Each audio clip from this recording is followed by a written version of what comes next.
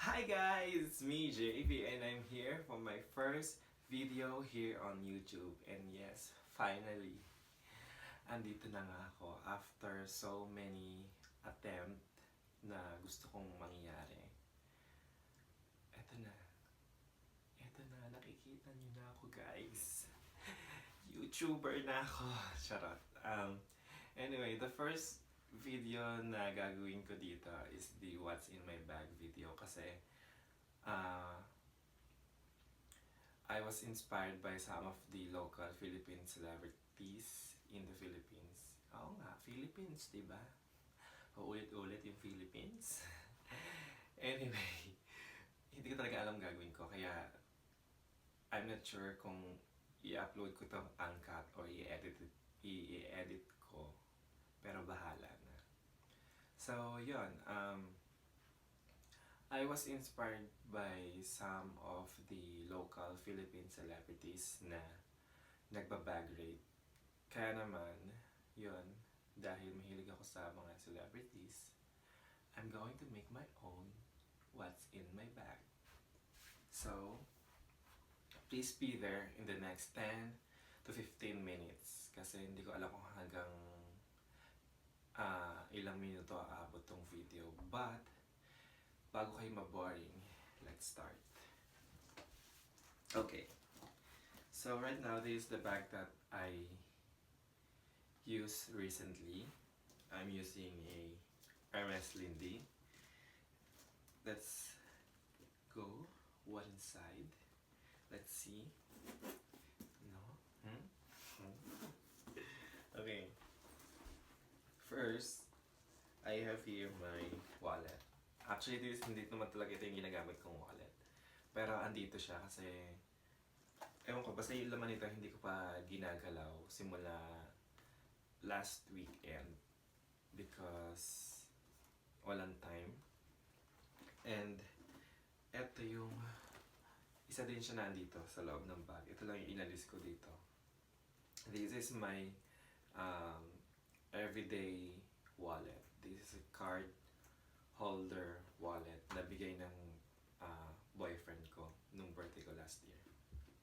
So, yung nilalagay ko lang naman dito is yung mga importanteng card like ATM, license, driver's license, residence card, tapos mga health insurance card, ID sa work, tapos yun, Starbucks card, ayun, train pass, yung mga kailangan ko lang, tsaka importante ko lang para hindi ko siya dala-dala every time kasi medyo malaki siyang gamitin. Kasi minsan hindi ako nagbabag talaga. Ang hirap naman kapag ilalagay mo siya sa pocket ng pants mo or ng shorts mo kasi nafo-fold siya, nag-iba yung shape niya. So, para hindi siya ma-stress, minsan, dinadala ko na lang siya kasi andito rin yung ibang mga card ko. ATM pa, ang dami kong ATM. Tapos, yung mga, may train pass din dito. Tapos ito, Starbucks card ulit. Yun, sobrang gusto ko tong wallet na to. And I hope soon I'm going to make a review and how I got this wallet. Then next, I have here my sunglasses. Sunglasses. Anyway, hindi ko alam, di ba? Sunglasses. Ray-Ban. This is a Ray-Ban Wayfarer. I've been using this na for almost 4 years na yata, I think. Or 5, 3. I don't know. Pero, nakuha lang namin to sa pre-love store or second-hand shop. Pero bago siya. Bago siya na nakuha. Kaya naman, sobrang ganda nito. Sobrang favorite ko to. And I always bring this with me every time I travel kasi sorry. This uh, sunglasses always save my look every time na bawa mag-fail yung dala kong sunglasses for the outfit. And then, ito yung ginagamit ko para in case medyo hindi siya mag-match. Kaya, yun, sobrang ganda. And, yeah. Kasi, ang lakas din talagang maka Beyonce, di ba? Yun, celebrity shades, sinasabi nila. Tapos, I have here my travel kit. Before, ano siya eh, Kikay kit. Mga 2 years ago, Kikay kit siya. Naalala ko pa nga dati, ang dami ko dito nakalagay na gamit. Like, lip balm, cheek tint, may chani pa nga ako dito, may salamin, may Band-Aid, yan, toothbrush, toothpaste of course. Ano pa ba? Basta ang dami nitong laman dati. Eh hanggang sa nag-iba-iba na rin. Hindi ko na kinaya yung kaartihan. Kaya nag-iba na rin siya. So ngayon, ang laman na lang niya is yung super important things na kailangan ko kapag lumalabas ng bahay. At yun nga, pag nakabag din ako.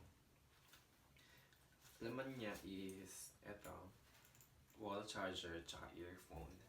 Pero minsan sinisingitan ko din siya ng power bank in case na or kapag magta-travel ako na naka-car or kailangan talaga siyang gamitin. But yun nga, recently nagpunta lang naman ako sa Tokyo and I just need this wall charger kasi every time I can go to coffee shops or restaurants, so I can plug this and charge my phone. The next, these two contact lens cases. So of course this one is for my contact lens kasi siguro sa mga nakakaalam, sa mga may contact lens, sobrang struggle kapag yung nag-dry or kapag lalo na kapag napasukan ng pilik mata yung mata mo, 'di ba? Ang hirap-hirap tanggalin. So hindi mo naman siya tawag doon, makusot or galawin. So minsan I really need to remove the contact lens. So yun, para maging okay na uli yung mata. And especially kapag ano din pala, kapag mag-overnight, eto, yun, para in case of emergency. So next, I also have another contact lens case. Ito naman, ginawa ko naman siyang container para sa mga cream. I have 2 creams in here. First, yung petroleum jelly. Petroleum jelly. Alam niyo na bakit kailangan ng petroleum jelly. Hindi, joke lang. Pero sabi nga nila, yung petroleum jelly, ginagamit daw talagang lubricant talaga. Pero paminsan, ginagamit ko siyang hand cream or kapag halimbawa, kapag may dry part na sa sa skin ko, I just put this petroleum jelly. And also dun sa mga wounds or cut, madali niyang napapatuyo or minsan mabilis niya napapatigil yung bleeding. So, pero meron siyang isang pagdudugo talagang hindi niya kayang tanggalin. Yung pagdudugo ng puso. Charot. Humuhugot pa. So, yun, next, another cream that I have here is the Olay White Light. White. Basta Olay. It's Olay White. I've been using that face moisturizer for almost, I think, 5 years. High school pa yata ako ginagamit ko na siya, 3rd year or 4th year. Something like that. I really love that Olay kasi um, it moisture my skin. Lalo na dito sa Japan, sobrang lamig. Tapos ah, kailangan natin i-moisture yung face natin. Kaya, sobrang gustong-gusto ko siya. Tsaka, isang maganda doon kasi yung kapag may pimples ka or acne, yung mga dark spot, mabilis niyang tawag doon natatanggal. So, yun, kaya gustong-gusto ko rin siya. Tsaka, yun. Next, and I have here eto. This is a Travalo perfume atomizer. This is one of my favorite atomizer also. I always bring this with me. Katulad ng Ray-Ban ko kasi in any case, you spray it para mag-amoy fresh at saka mabango ka ulit. Then, I also have here another perfume.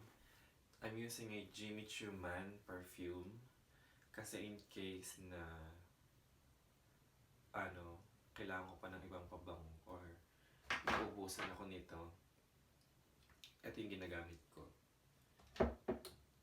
Anyway, yung nire-refill ko nga pala dito, isa din sa mga favorite perfume ko, yung Abercrombie & Fitch na Fierce. Yun yung nire-refill ko dito kasi ang bango-bango niya. Tapos, I have wet tissue. Siyempre, in case kailangan ng pambunas. Hindi, paminsan kasi, di ba pag malagkit na yung kamay mo, kailangan mo ng wet tissue para matanggal yung mga kung ano-ano. Then, I have here a pen. Nakala kong apple, tsaka pineapple. Yuck, corny.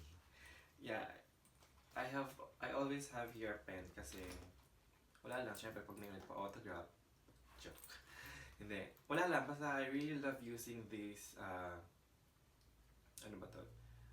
Yung sinasabi nila na G-Tech na pen, na sobrang gustong gusto ko siya even nung elementary days pa. Kasi yung mga teacher, di ba, yung pangsulat nila sa class record nila, ganti yung gamit. So, nung nag-college na ako, eto na yung gamit ko ding ballpen. I'm using the 0.4 and 0.5 na pen. And then, ano pa ba? Wala na, yun lang yung laman nila. And I got this travel kit sa Muji kasi in case na pan-travel, maladali din siyang ilagay sa sa suitcase. Kaya, yun. Tsaka ang ganda niya, pwede siyang isabit. Ganyan. Diba? May pag-demo. Then next, eto, wala. Lip moisturizer. Neutrogena. Kakagamit ko lang nito nung umalis kasi nawala yung Vaseline na ginagamit ko talaga sa lip ko. So, ito yung gamit ko ngayon. Tapos, wala. Konting resibo. Ano pa ba? Wala na. That's it. Wala siyang laman. Tsaka, hindi ko rin kasi siya in-overload kasi it might lose its shape. Kaya, ang taray ng it might lose its shape? English! Yun, wala. Kasi, yun nga, ano ko rin sa mga tips sa ibang pagre-research ko na when you're using a leather bag, hindi mo dapat siya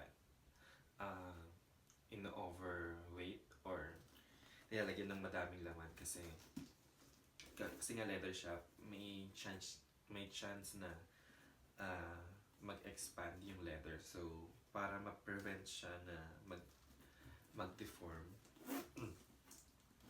konti lang nilalagay ko. Kaya ngayon, kung mapapansin nyo, medyo organized yung laman nito dahil ito yung gamit ko. Pero kapag yung gamit ko is yung mga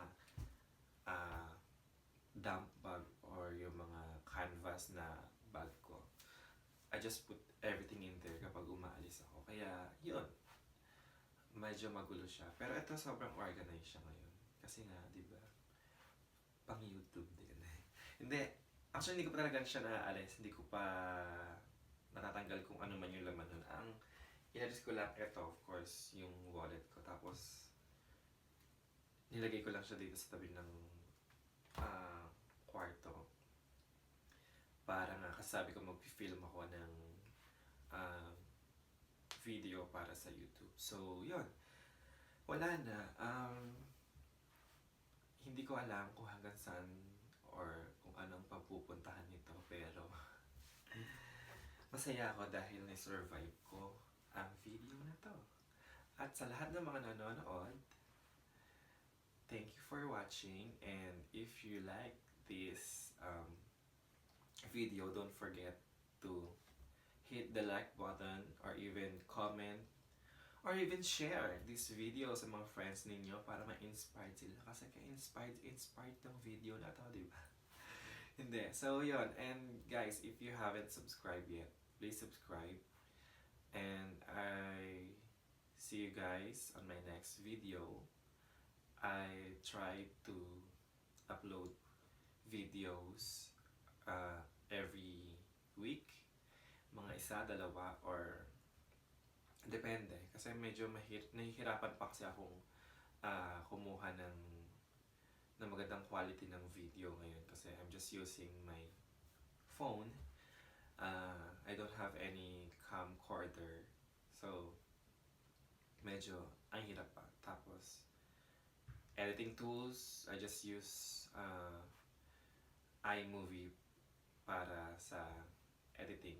But right now, kapag na-preview ko tong whole video na to, I'm going to upload all of it.